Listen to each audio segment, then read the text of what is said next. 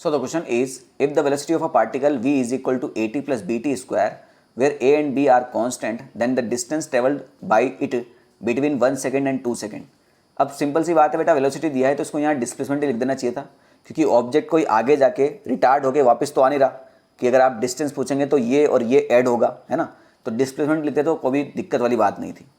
अब वेलोसिटी जो है आपका टी पे डिपेंडेंट कर रहा है, यानी v इज इक्वल टू आपका at plus B T square है।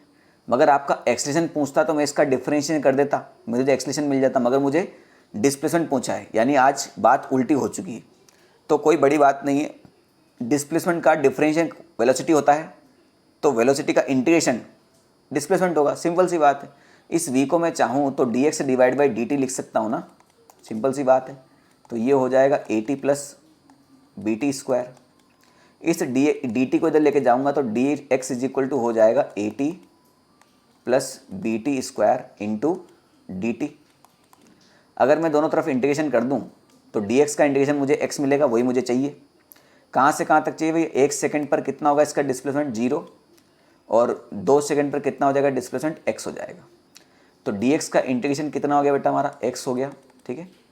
हमें लिमिट लगानी है कहाँ से कहाँ तक? 1 से लेकर 2 तक।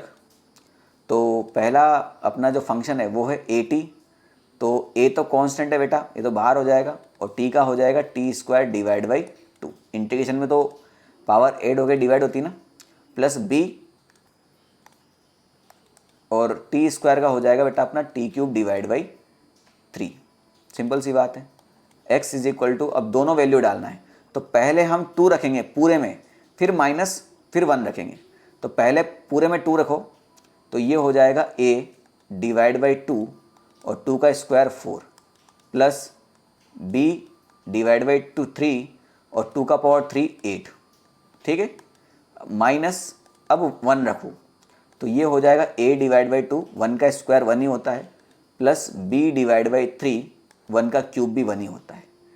इसको अगर मैं सॉल्व करूँ तो ये हो जाएगा आपका 2a plus 8/3b minus a/2, minus को अंदर लेके जाओ तो ये हो जाएगा माइनस b डिवाइड बाई 3।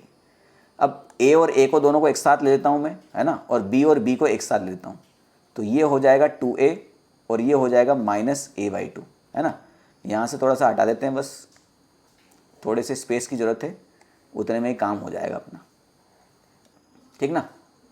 तो यहाँ पर अगर इन दोनों का एलसीएम लेता हूँ मैं, तो कितना आ जाएगा एलसीएम? 2 आ जाएगा।